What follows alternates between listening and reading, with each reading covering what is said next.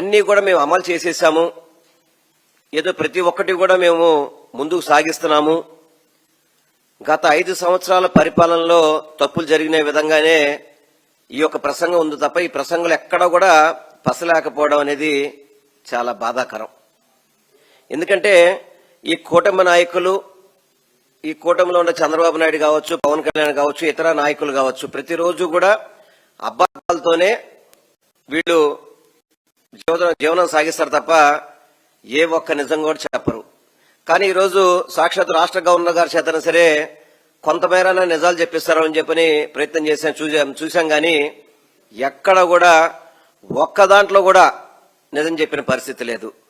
ఎందుకంటే ముఖ్యంగా ఏదైతే సూపర్ 6 అని చెప్పని గతంలో ఎన్నికల ముందు ఎన్నికలకి గెలవడానికి చెప్పిన పచ్చబద్దాల్లో ఈ సూపర్ 6 ఒకటి.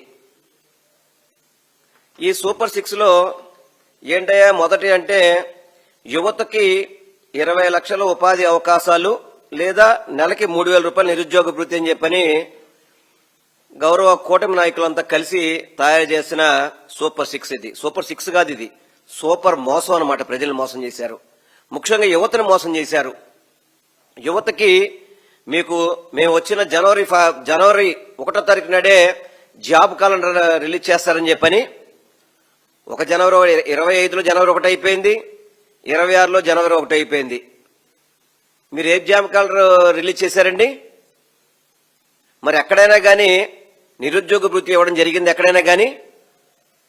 దీంట్లో ఏమో గవర్నర్ గారి ప్రసంగంలో 20 లక్షల ఉద్యోగాలు మేము ఇప్పించేస్తున్నాం, ఆ విధిగా అడుగులేస్తున్నాం అని చెప్తున్నారు. నిన్నేమో ఒక నేషనల్ మీడియాలో 23 లక్షల కోట్ల మందికి ఉద్యోగాలు ఇచ్చారని చంద్రబాబు నాయుడు.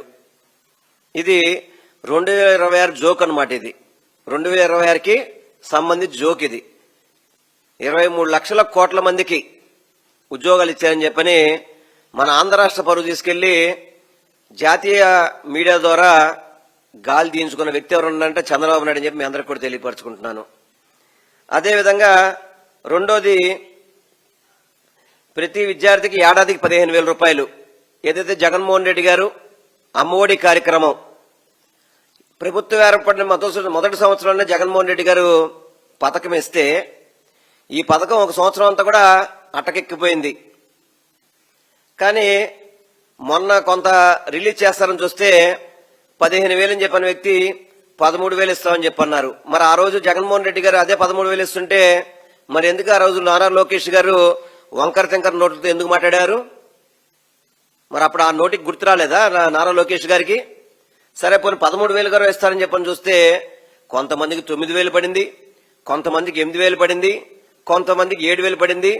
ఒక పద్ధతి ప్రకారం లేకుండా తల్లికి వందనం, అది కూడా ఎక్కడ కూడా అందరికీ అందిన పరిస్థితిలో సుమారు 30 లక్షల మంది పిల్లలకి ఎగనామం పెట్టిన ఘనత కూడా ఈ కూటమి ప్రభుత్వానికి దక్కుతుంది. అదేవిధంగా రైతుల్ని, మూడోది రైతులు చూసుకుంటే కనుక ఒక్కదానికైనా గిట్టుబాటు ధర ఉందా? టమోటాలు చూస్తే రోడ్డు మీద పడేస్తున్నారు, మామిడికాయలు చూస్తే రోడ్డు మీద పడేస్తున్నారు, ఒక్క గిట్టుబాటు ధర కూడా లేదు. ఏదో జగన్మోహన్ రెడ్డి గారు ఏదైనా ఒక రైతుల గురించి మాట్లాడితే వాటికి కేంద్ర ప్రభుత్వానికి లేఖ రాసి ఊరుకున్నారు తప్ప ఎక్కడ కానీ రైతు అనే వ్యక్తి సంతోషంగా ఉన్నారా? సంక్రాంతికి రైతు సంతోషంగా కాకుండా కన్నీళ్లతో చేసిన ప్రభుత్వం ఏది ఉందంటే కూటమి ప్రభుత్వం తెలియపరుస్తున్నాను. అదేవిధంగా నెలకి 20,000 ఆర్థిక సహాయం అని చెప్పన్న సంవత్సరానికి ఎక్కడైనా ఆర్థిక సహాయం మీరు 20,000 రూపాయలు చేశారా? 20,000 రూపాయలు చేశారా అని చెప్పి నేను నేరుగా మిమ్మల్ని ప్రశ్నిస్తున్నాను. అదేవిధంగా ప్రతి ఇంటికి ఉచిత గ్యాస్ 3 సిలిండర్లు అని చెప్పారు మీరు. ఇప్పుడు నిజంగా మహిళలందరినీ అడగండి ఒకసారి. మీకు ఇప్పటికీ 20 నెలలు అయిపోతున్నాయి, 6 సిలిండర్లు రావాలి. ఎన్ని సిలిండర్లు వచ్చినాయి మీ అందరికి మీ ఇంట్లోకి చెప్పండి ఒకసారి. ఏ ఒక్కింటికి కూడా సంవత్సరానికి అరాకొర సిలిండర్ తప్ప, ఒక సిలిండర్ తప్ప 3 సిలిండర్లు వచ్చిన ఇల్లు ఏ ఇంట్లో కూడా లేదు ఈ ఆంధ్ర రాష్ట్రంలో చూసుకుంటే కనుక. అదేవిధంగా మహిళా శక్తి, మహిళలకి ప్రతి నెలకి 1,500 రూపాయలు ఇస్తా అని చెప్పి అన్నాడు. జగన్మోహన్ రెడ్డి గారు చేతు ద్వారా ప్రతి సంవత్సరం 18,000 రూపాయలు. చివరికి ఎన్నికలకు వెళ్లే టైంలో కూడా ఆయన బటన్ నొక్కి వెళ్లారు. ఎన్నికలకు వెళ్లే టైంలో కూడా మా అక్క చెల్లెమ్మలకి డబ్బులు ఇవ్వాలని చేతి ద్వారా 18,000 ఇవ్వాలనుకుంటే మీకెందుకు మీకు నెలకు 1,500 ఇచ్చేస్తాం, ఆయన మీకు 45,000కి ఇచ్చాడు, మీకు 18,000 దాటితే ఇచ్చేస్తామని చెప్పిన పెద్ద మనిషి P4 అంట. P4 అక్కడ ఎవరో ధనవంతుల దగ్గర తీసుకుని మీకు డబ్బులు ఇవ్వాలట, మీ కుటుంబాన్ని వాళ్ళు దత్తత తీసుకుంటారు. జరిగే పని అనేది. దాన్ని గొప్పగా గవర్నర్ గారు ప్రసంగంలో P4 ద్వారా మేము బాగా అమలు చేస్తున్నామని చెప్పన్నారు.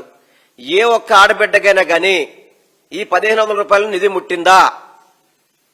సమాధానం చెప్పండి కుటుంబ నాయకులు ఎవరైనా కానీ. చాలా మందిని వ్యాపారస్తులు కావచ్చు, ఎవరైనా కొంత ఆర్థికంగా కొంచెం బలంగా ఉంటే వాళ్ళని భయపెట్టి మీరు P4లో జాయిన్ అవ్వాలని చెప్పిన అధికారుల ద్వారా అనేక ద్వారా మీరు భయపెడతారు తప్ప ఎక్కడైనా కానీ ఈ పథకం అమలయ్యిందా? గవర్నర్ గారి ప్రసంగంలో P4 బ్రహ్మాండంగా అమలైపోతుందని చెప్పన్నారు. మహిళలకు ఉచిత బస్సు. ఎన్ని బస్సుల్లో మీరు ఉచిత ఇస్తారంటే కనీసం చెప్పండి ఒకసారి. 16 రకాల బస్సులుంటే 6 రకాల బస్సుల్లో కూడా మీరు అవకాశం కల్పించట్లేదు మహిళలకి. మరి ఏం చేశారండి మీరు? ఈ 20 నెలల పరిపాలనలో ఈ కూటమి ప్రభుత్వం ఇది మేము చేశామని చెప్పే పథకం చెప్పండి. గతంలో కోవిడ్ కష్టకాలంలో కూడా జగన్మోహన్ రెడ్డి గారు 2 సంవత్సరాలు కోవిడ్తో ప్రపంచమంతా విలవెల్లాడుతున్నా కానీ ఈ ఆంధ్ర రాష్ట్రంలో కోవిడ్లో కూడా ఏ ఒక్కరికి కూడా ఇబ్బంది లేకుండా పథకాలన్నిటినీ కూడా ఎప్పటికప్పుడు అమలు చేసిన వ్యక్తి ఎవరున్నారంటే జగన్మోహన్ రెడ్డి గారు అని చెప్పిన ధైర్యంగా మేము చెప్పగలుగుతాం. మీరు చెప్పగలుగుతారా? కాకపోతే ఆ రోజులో చంద్రబాబు అన్నాడు నేనుంటే కోవిడ్ వచ్చేది కాదని చెప్పని. ఆ రోజే అతన్ని ఒక కామెడియన్ గా అనుకున్నారు. కానీ జగన్మోహన్ రెడ్డి గారి నాయకత్వంలో కోవిడ్ కష్టకాలంలో కూడా ఇచ్చిన పథకాలన్నీ కూడా ఇంకా ఒక నెల ముందే అమలు చేశారు తప్ప ఎక్కడ కూడా ఏ పథకాన్ని కూడా కోవిడ్ ఒక చెప్పి ఆపిన పరిస్థితి లేదు. మీరు గొప్పగా పెన్షన్ల గురించి చెప్తున్నారు. ఇందా గవర్నర్ గారి ప్రసంగంలో కూడా మేము 1000 రూపాయలు పెంచేసామని చెప్పని. అవును, మీరు 1000 రూపాయలు పెంచారు, కానీ ఎంతమంది కట్ చేశారండి మీరు? సుమారు 5 లక్షల పైబడి పెన్షన్లు గతంలో ఉన్న పెన్షన్లు తగ్గించారు. జనరల్ గా ఇదివరకు గతంలో జగన్మోహన్ రెడ్డి గారి ప్రభుత్వానికంటే ముందు 65 ఏళ్ళకి పెన్షన్ ఉంటే జగన్మోహన్ రెడ్డి గారు 60 ఏళ్ళు పెన్షన్ చేశారు. దానికి 60 ఏళ్ళు పెన్షన్ చేసి ప్రతి 3 నెలలకు కూడా ఎవరికి అర్హత ఉంటే వాళ్ళకి పెన్షన్ ఇచ్చిన ఘనత జగన్మోహన్ రెడ్డి గారిది. మీరు ఈ 20 నెలల్లో ఏ ఒక్కరికైనా పెన్షన్ కొత్త పెన్షన్ ఇచ్చారా? మీరేమన్నా కానీ ఒక వితంతు పెన్షన్ కానీ అదేవిధంగా కొత్త పెన్షన్ అమలు చేయడం కానివ్వండి. మీరు గొప్పగా మరి ఎన్నికల్లో ఏం చెప్పారండి? 50 ఏళ్లు దాటిన ప్రతి బీసీ, ఎస్సీ, ఎస్టీ, మైనార్టీలకు మేము పెన్షన్ ఇస్తామని చెప్పారే. మరి ఆ పెన్షన్ల గురించి ఇందులో ఎందుకు ప్రస్తావించే? ఆ పెన్షన్ ఇచ్చామని చెప్పి ఎందుకు చెప్పట్లేదు మీరు? ఎక్కడో కూడా మీరు పెన్షన్ ఇచ్చిన పరిస్థితి లేదు. మీరు పెంచిన అమౌంట్ని ఈ పెన్షన్లు తగ్గించి మీరు ఆ పెంచిన అమౌంట్ ఇస్తున్నారు తప్ప ఎక్కడ కూడా మీరు ఎడిషనల్ గా ₹1 కూడా పెన్షన్లకు ఇచ్చిన పరిస్థితి లేదు. ఈ రాష్ట్రంలో గతంలో అన్ని సంక్షేమ పథకాలు అమల్లో ముందుంటే ఈ రాష్ట్రం ఈ కూటమి ప్రభుత్వం ఏర్పడ్డాక ఏ ఒక్క పథకాన్ని కూడా అమలు చేయకుండా కేవలం ఆర్భటాలు మాట్లాడితే 3 స్పెషల్ ఫ్లైట్లు, ఒకటేమో పెదబాబు గారికి, ఒకటి చిన్నబాబు గారికి, ఇంకోటేమో పవన్ కళ్యాణ్ గారికి. ఈ ఫ్లైట్లలో తిరగడం తప్ప మీరు చేసింది ఏమైనా ఉందో చెప్పండి ఒకసారి. మాట్లాడితే దోవ సెల్లో మేమని చెప్పి అంటారు. అంత చలిలో కూడా తిరుగుతున్నామని చెప్పి అన్నారు. మీరు వెళ్ళినందువల్ల ఏ పరిశ్రమ తీసుకొచ్చారు ఇక్కడికి? ఏ పరిశ్రమ తీసుకొచ్చారు? స్పెషల్ ఫ్లైట్లు వెళ్ళడం, మళ్ళీ మీకున్న మీడియాలో ఏదైతే TV5 కానీ ఏబిఎన్ కానీ వాటిలో చంద్రబాబు నాయుడు గారు చలికి కూడా విపరీతంగా కష్టపడతారని చెప్పి అన్నారు. మరి కష్టపడితే దానికి ఫలితం రావాలి కదా. అక్కడ దోవసలు ఏం మాట్లాడతారు? జగన్మోహన్ రెడ్డి గారి గురించి మాట్లాడతారు. మీరు దోవసలు ఏం మాట్లాడాలా? మాకు ఈ రాష్ట్రంలో మీరు పెట్టుబడులు పెడితే మీకు అది ఇవ్వగలుగుతాం, ఇది ఇవ్వగలుగుతాం అని చెప్పాలి. అంతే తప్ప అదేం చెప్పకుండా అక్కడికి వెళ్ళి జగన్మోహన్ రెడ్డి గారిని తిట్టడం. దోవసలు వెళ్ళినప్పుడేమో ఇక్కడ గీతం కాలేజీకేమో దానదత్తంగా 5,000 కోట్లు స్థలం కబ్జా వాళ్ళకి ఇచ్చేసేయడం. అంటే గీతంకి 5,000 కోట్లు స్థలం ఇచ్చేస్తే మీకు అభివృద్ధి వచ్చేస్తుందా? అంటే గీతంలో మీకు ఎక్కడ గీతం కాలేజీలో ఎక్కడైనా కానీ ఉచిత చదువు చెప్తున్నారు మీకు ఎక్కడైనా కానీ? మరి గవర్నర్ గారి దాంట్లో చెప్పలేదే మేము గీతంలో 5,000 కోట్ల రూపాయలు విలువ చేసి స్థలం వాళ్ళకి ఉచితంగా ఇస్తున్నాము, అక్కడ ఉచితంగా చదివిస్తామని చెప్పించాల్సింది కదా మీరు. అప్పుడు గవర్నర్ ప్రసంగం అంతా కూడా ఒక తప్పులు తడాకలాగా ఏమీ కూడా ప్రజలకు ఒరిగింది ఏమీ లేదు. ఆయన ఏదో మంచి చెప్తారు, ఇంకా జరిగింది చెప్తారు అనుకుంటే ఈ కూటమి ప్రభుత్వం 20 నెలల్లో అభివృద్ధి లేదు, సంక్షేమము లేదు, ఎక్కడొకరో ప్రాజెక్టులు కట్టింది పరిస్థితి లేదు, ఒక రైతుని చూసింది లేదు, ఒక వ్యాపారస్తుడికి సహకరించింది లేదు, ఒక ఇండస్ట్రీ వచ్చింది లేదు, ఏమీ లేదు. గుండు సున్నా అన్నమాట ఈ రాష్ట్రానికి వచ్చింది. గుండు సున్నా. ఈ 20 నెలల్లో చేసింది ఏంటంటే కేవలం ప్రచార ఆర్భాటాలకి 1వ తారీఖు పెన్షన్ ఇవ్వడానికి మాత్రం కోట్లు ఖర్చు పెడుతున్నారు. 1వ తారీఖు పెన్షన్ కోట్లు ఖర్చు పెడుతున్నారు. నిన్న పవన్ కళ్యాణ్ గారు వారి కార్యకర్త చనిపోతే పెడనక్కడికి వెళ్ళారట. సరే కార్యకర్త కదా ఏదో చేస్తారనుకుంటే ఏదో ఇన్సూరెన్స్ 5 లక్షలు ఇవ్వడానికి మళ్ళీ హైదరాబాద్ నుంచి స్పెషల్ ఫ్లైట్ ఇక్కడికి. ఆ ఫ్లైట్ డబ్బులు ఇచ్చినా వాళ్ళ కుటుంబం బాగుపడుతుంది కదా కనీసం. ఈ కూటమి ప్రభుత్వంలో ఏ ఒక్కరికి ప్రజలకి మంచి చేయలేదు. అదేవిధంగా ఏదైతే వాళ్ళ అనుకున్న కార్యకర్తలకి మేలు చేసిన పరిస్థితి లేదు. కేవలం ప్రచార ఆర్భాటాలకి దోచుకోవడానికే. జగన్మోహన్ రెడ్డి గారు 17 మెడికల్ కాలేజీలు కట్టించారు. ఈ ఆంధ్ర రాష్ట్రంలో విభజిత జిల్లాలకి ప్రతి జిల్లాకి ఒక మెడికల్ కాలేజీలు ఉండాలని చెప్పని ఆయన 17 మెడికల్ కాలేజీ నూతనంగా నిర్మించడానికి స్థలాలు సేకరించి మెడికల్ కాలేజీ నిర్మాణం చేపట్టి కొన్ని మెడికల్ కాలేజీ ప్రారంభిస్తే వాటిని దుర్మార్గంగా త్రిబుల్ పి అని చెప్పని అమ్ముకుంటున్న దుర్మార్గులు ఎవరండి? ఈ కూటమి నాయకులు కాదా? విద్యకి, వైద్యానికి, అదేవిధంగా ప్రతి వాళ్ళకి సొంత ఇల్లుండాలని చెప్పి జగన్మోహన్ రెడ్డి గారు ముందు నుంచి కష్టపడుతుంటే వాటన్నిటికి తోట్లు పొడిచింది ఎవరు? ఈరోజు ఉదయం నేను మన జనవరి 26 కదా ఒక స్కూల్లో ఫ్లాగ్ ఆన్ చేయాలంటే మా వాళ్ళు వెళ్ళారు కొంతమంది. అక్కడికి వెళ్తే మన మున్సిపల్ కార్పొరేషన్ స్కూల్లో గతంలో కంటే కూడా 50% జనాలు తగ్గిపోయారు. కార్పొరేషన్ స్కూల్లో కూడా గమనించాలి. అంటే ఇదివరకు జగన్మోహన్ రెడ్డి గారు అయాములో ప్రభుత్వ పాఠశాలలు ఎంత బలంగా ఉండేయనే దానికి ఈ రోజు ఒక్కసారి మీరు గణాంకాలు తెస్తే, అయ్యా విద్యాశాఖ మంత్రి గారు మీ శాఖ తప్ప మిగతా అన్నింటిలో మీరు వెళ్ళి పెడతారే, ఒకసారి మీ శాఖలో చూడండి. జగన్మోహన్ రెడ్డి గారి నాయకత్వంలో ప్రభుత్వ పాఠశాలలు ఏ విధంగా ఉండే ఒకసారి ఆలోచించండి. ఒకసారి ప్రభుత్వ పాఠశాలల్లో చదువు కానివ్వండి, టీచర్స్ ని ఎక్కువ మందిని పెట్టడం కానివ్వండి, వారికి భోజన వసతి కానివ్వండి, ప్రైవేట్ పాఠశాలలకి ధీటుగా గవర్నమెంట్ స్కూల్స్ ని బాగు చేస్తే వాటన్నిటిని కూడా సర్వనాశనం చేసే విధంగా ప్రైవేట్ స్కూల్స్ ని ప్రోత్సహించే విధంగా ఈ ప్రభుత్వం పనిచేస్తుంది. ప్రజల జేబుల్లో డబ్బులు గొల్ల చేయడం తప్ప ప్రజలకు ₹1 మేలు చేసే పరిస్థితి కూటమి ప్రభుత్వానికి లేదు. చాలా బాధేస్తుంది. 18 నెలలు 19 నెలలు అవుతున్నా గానీ ఇంకా జగన్మోహన్ రెడ్డి గారి మీద మీరు పడుతుంటారు కదా. మీ సిగ్గుశరం లేదా మీకు? గతంలో 2014 నుంచి 19 దాకా మీరు పరిపాలించారు కదా. 10 ఏళ్లు మనకి రాజధానికి హైదరాబాద్ అవకాశం ఉంటే వాటిని కాదని అక్కడ ఓటుకి కోట్ల విషయంలో దొరికిపోయి అడ్డంగా రాత్రిపూట బస్సులో పడుకుని అమరావతిని ఈ విధంగా అబాసుపాలు చేసింది చంద్రబాబు నాయుడు గారు కాదా? ఆ రోజు ప్రభుత్వ భూముల్లో కనుక మీరు నిర్మాణం చేస్తుంటే ఈ పార్టీకి అమరావతి డెవలప్ అయ్యేది కదా. ప్రభుత్వ భూములు కాకుండా 33,000 ఎకరాలు భూసేకరణ చేసి కోర్టు కేసులు, సరైన నిర్మాణం చేపట్టకుండా 3 పంటలు పండే ప్రదేశాలను నాశనం చేయడం, ఈ అమరావతిని సర్వనాశనం చేసిన చంద్రబాబు నాయుడు కాదు.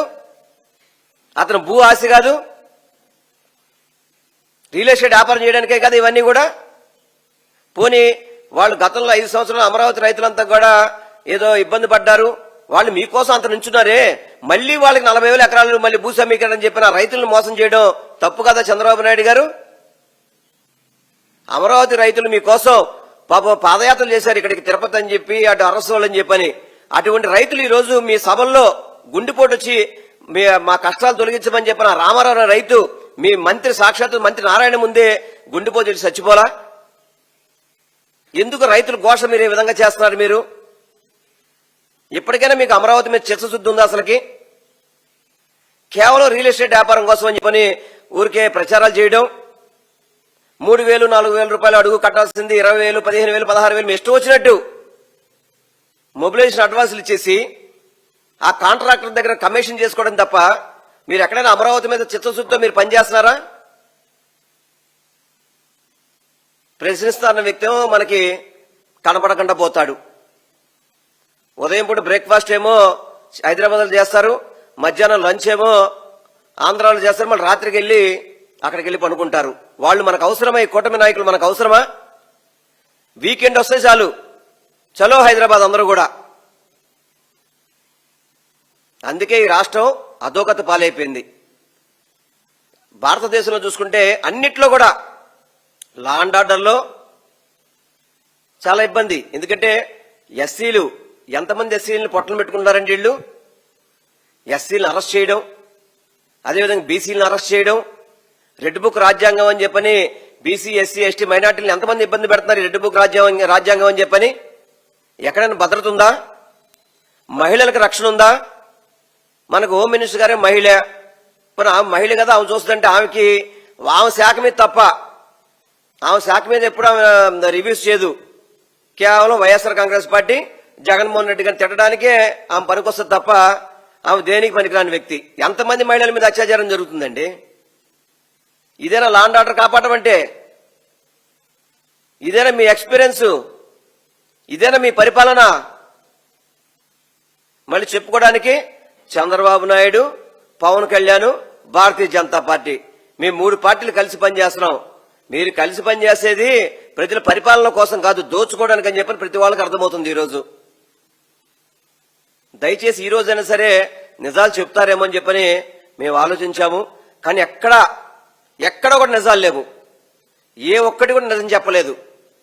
ఏ ఒక్క పథకాన్ని కూడా మేము అమలు చేస్తామని చెప్పుకునే విధంగా వారి ప్రసంగం లేదు. అన్ని అమలు చేసేసామని చెప్తున్నారు. నిజంగా చెప్పండి, ఈ సూపర్ 6 మొత్తం మీరు అమలు చేశారా? నేను చెప్పింది ఊరికే మీరు 6ఏ, కానీ మీ మేనిఫెస్టో తీసుకుంటే 100 పేజీల పుస్తకం ఉంటది. దాని గురించి మాట్లాడితే ఏ ఒక్కటి కూడా అమలు కాదు మీది. మీరు చెప్పిన మొదటి 6లోనే మీరు అమలు చేయలేకపోతే ఈ ప్రభుత్వం విఫలమైనట్టు కాదా? మళ్ళీ అప్పులు మాత్రం లక్షల కోట్లు అప్పు చేస్తున్నారు. సుమారు ఇప్పటికి 3,25,000 కోట్లు అప్పు చేశారు. ఏం చేశారా మీరంటే సమాధానం చెప్పేది పరిస్థితి లేదు. మేము 5 ఏళ్ళకి చేసిన అప్పుని వీళ్ళు 15 నెలల్లో చేశారు. వీళ్ళు మేము 5 ఏళ్ళు అప్పు చేసినా గర్వంగా చెప్పగలుగుతాం మీ పథకాలు అందించామని చెప్పని. మీరు చెప్పగలుగుతారా? మీ అమలు చేశామని చెప్పే దమ్ము ధైర్యం మీకుందా? అందుకనే ఈరోజు గవర్నర్ గారి ప్రసంగంలో పసలేదని చెప్పని, అన్ని కూడా వారి నోట అబద్దాలు పలికించారని చెప్పని ఈ రాష్ట్ర ప్రజానికానికి అంతా తెలియజేయడానికి మేము ఈరోజు మీ ముందు రావడం జరిగింది. తప్పకుండా ఈ కూటమి ప్రభుత్వాన్ని గద్దె దింపే రోజులు దగ్గరలోనే ఉన్నాయి. వీళ్ళు చేసిన మోసాలను ఎప్పటికప్పుడు మేము ప్రజలకి తెలియజేస్తాము. తప్పకుండా వీళ్ళ మోసాల ద్వారా రానున్న రోజుల్లో చాలా గట్టిగా బుద్ధి చెప్తామని కూడా మీ ద్వారా నేను తెలియపరచుకుంటున్నాను.